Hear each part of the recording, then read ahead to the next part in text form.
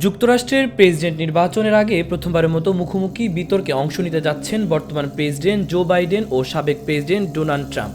অন্যান্য বিষয়ের মধ্যে এই বিতর্কে বৈশ্বিক ব্যবস্থা, যুক্তরাষ্ট্রের ভূমিকা নিয়ে দুই নেতার অবস্থানের ওপর নজর থাকবে আন্তর্জাতিক সম্প্রদায়ের। আগামী নভেম্বরে প্রেসিডেন্ট নির্বাচনের আগে দুটি মুখোমুখি বিতর্কের বিষয়ে একমত হয়েছেন তারা। দুটি বিতর্কের আয়োজক সিএনএন ও এবিসি। বৃহস্পতিবার দেশটির স্থানীয় সময় রাত ৯টায় সিএনএন-এর আটলান্টা স্টুডিওতে প্রথম বিতর্ক অনুষ্ঠিত হবে, আর দ্বিতীয় বিতর্কটি অনুষ্ঠিত হবে আগামী ১০ সেপ্টেম্বর।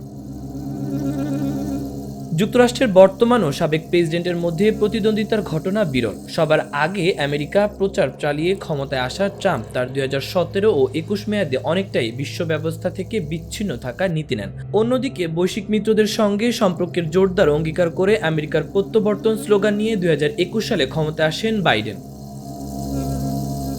কিছু মৌলিক বিষয়ে বাইডেন ও ট্রাম্পের দুজনের অবস্থান অভিন্ন। যেমন আফগানিস্তান থেকে সেনা প্রত্যাহারের বিষয়ে দুই প্রেসিডেন্টের অবস্থান ছিল অনমনীয়। তারা মনে করেছিলেন যে দেশটির সবচেয়ে দীর্ঘমেয়াদী যুদ্ধে মার্কিনদের রক্তক্ষয় ও অর্থ ব্যয়ের কোনো মানে নেই।